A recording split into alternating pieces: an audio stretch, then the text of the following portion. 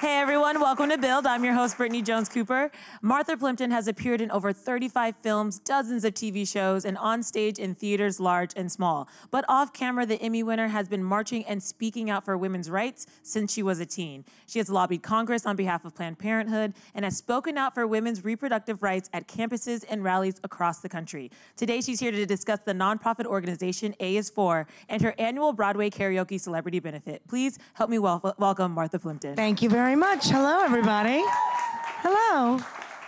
I love this scarf thing happening, by the way. Thank you very much. So Thank you. I need to start incorporating more scarves. Yeah, I love. It's a Liberty of London fabric, of course, which I'm a big fan. I love that store. Yeah, I know. It's a great store. It's great. Yeah. So I see you're also wearing the A. That's right. For A is For. So can you tell us a little bit about what the organization does? Yeah, A is For is a reproductive rights advocacy organization that I helped co-found with some friends of mine back in 2012.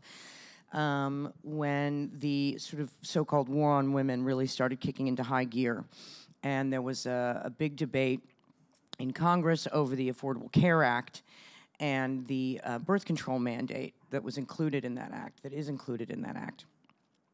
And Sandra Fluke, I don't know if you remember, she was testifying, and she really got raked over the coals and shamed for demanding that her equal right to health care not be infringed upon in this discriminatory way. And we were really offended by the way people were talking about women who were advocating for their physical autonomy and their right to reproductive health care and to abortion services without, impediments or, restrictions.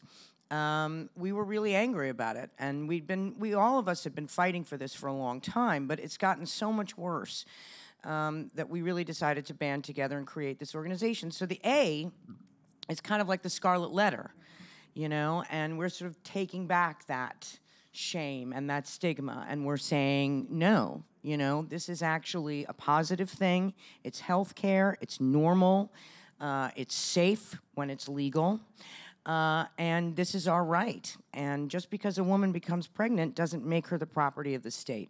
So that's really what it's about. And some of the things you do, can you take us through that? I know you're promoting access and helping to get funding for different things. Exactly. Well, a lot of people, when they think of this issue, they think solely of Planned Parenthood. And of course, Planned Parenthood is amazing, and I've been on their board of advocates for many, many years. But there are a lot of other groups, smaller groups, clinics and advocates and fundraising organizations that work locally in states across the country. In 90% of counties in the United States now, there is no abortion provider. So really, we're at a worse place now than we were even when Roe v. Wade was decided.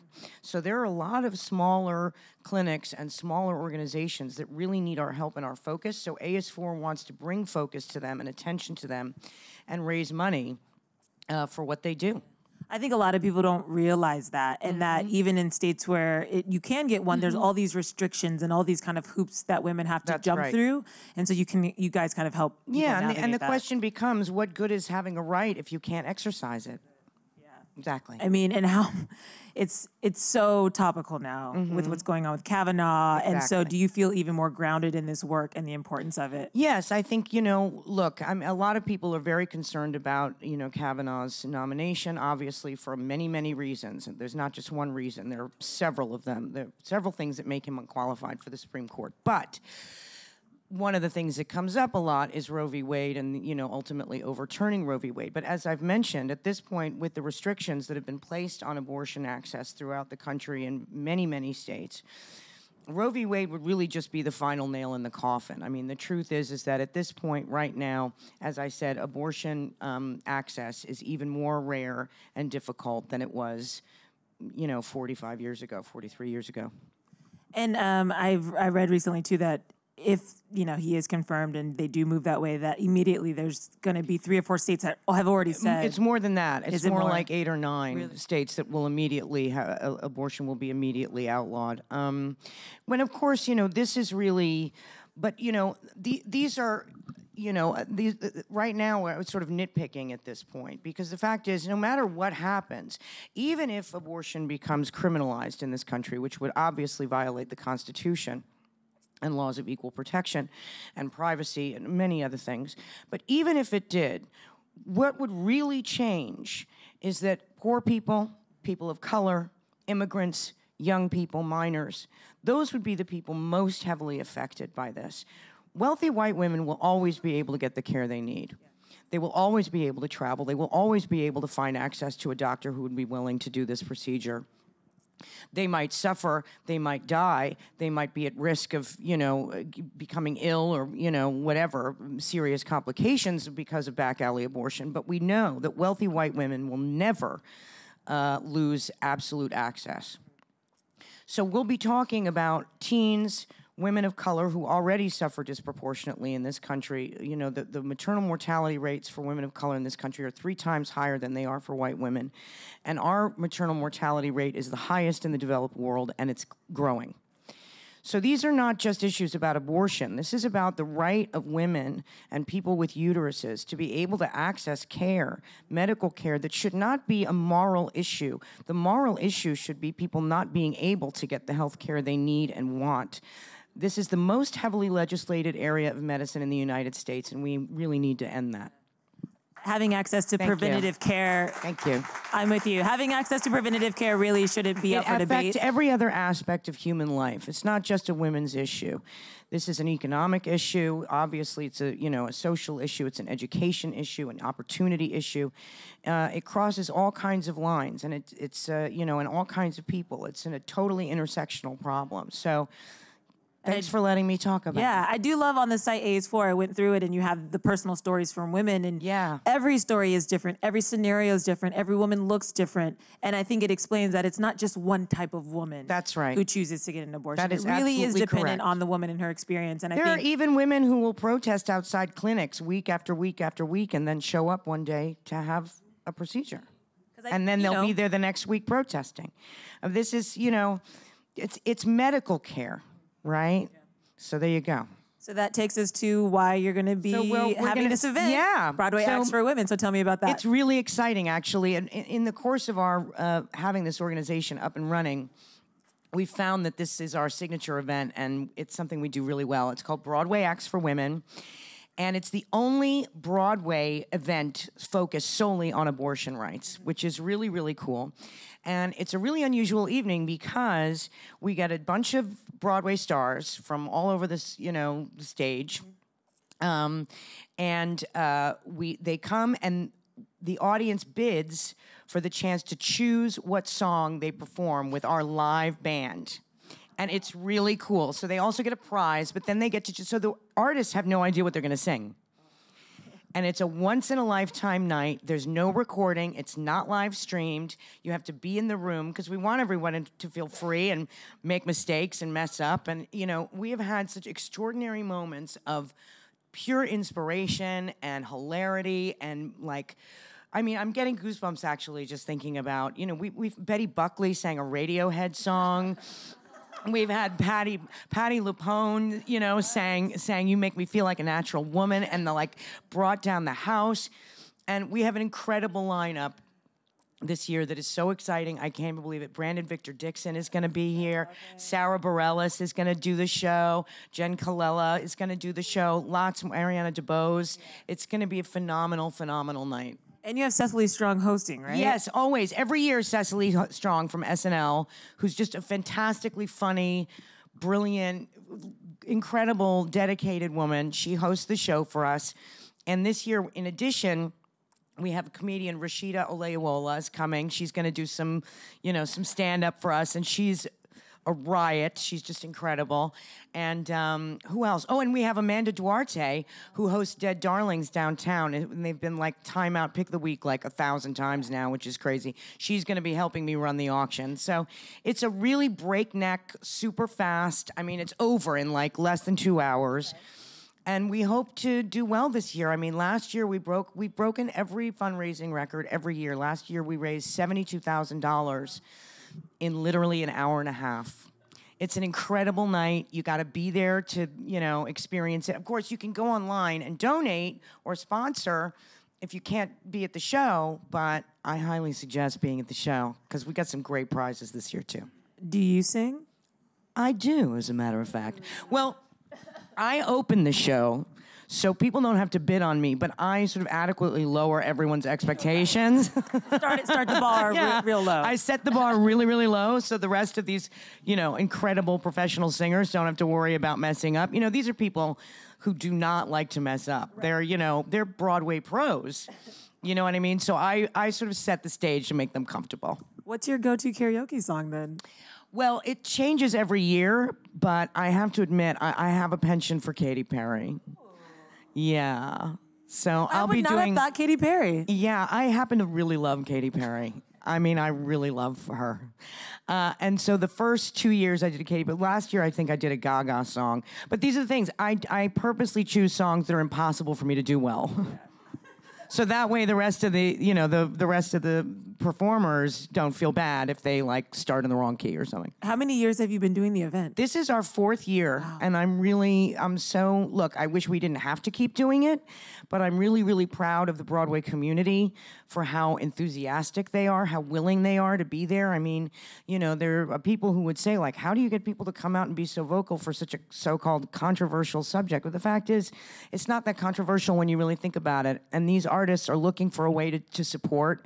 And, look, artists and the theater people are always the first to sort of rally around. Look at what happened with Broadway Cares, Equity Fights AIDS, These are people. This is a community that is out there in full force when there's a need, and so I'm really, really grateful that they're coming out for us for the 4th year in a row. When I read about this event, I was like, oh, this just fits, because you do consistently see the theater community just rally around issues, especially over the last year and a half, 2 years. That's right. I mean, even when they have politicians come into shows and they take their stance, and I think that's so important. Yes, it is. Yeah. It is. And sometimes, look, not everybody can run or start their own not-for-profit. It's a lot of work, and I love the fact that artists are always willing to come out.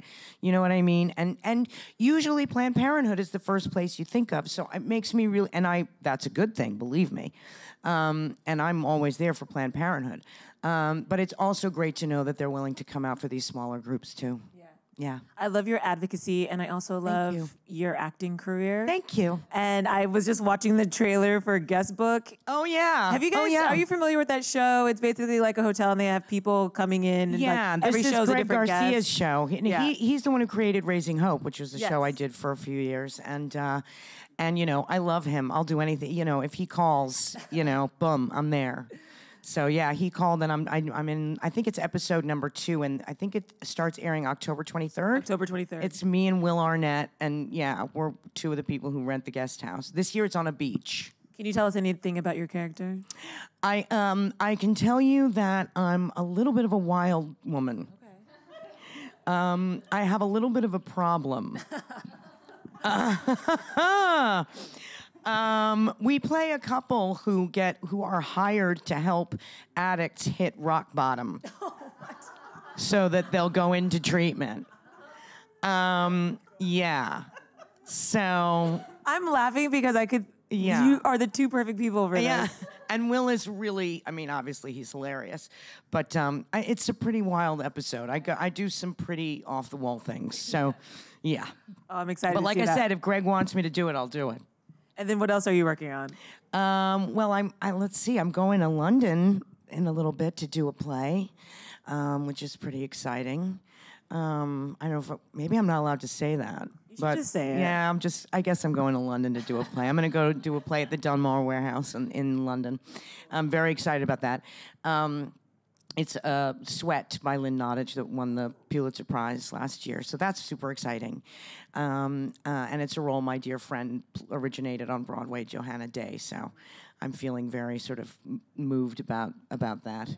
And what else? Oh, yeah, there's, what else is going to be on?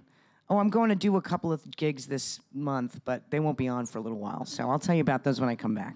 Between TV and theater, it looks like you are bouncing back, back and forth. You have a preference, or you just love being able to do both? I like doing it all. Look, anyone that will have me, I consider, you know what I mean? I'm just happy to have a gig. Okay, that's cool. Yeah, thanks. I was just thinking, when you go back to London, can you grab me one of those scarves from Liberty? Absolutely, Please. I will. It's so beautiful. I absolutely, thank you. All right, cool.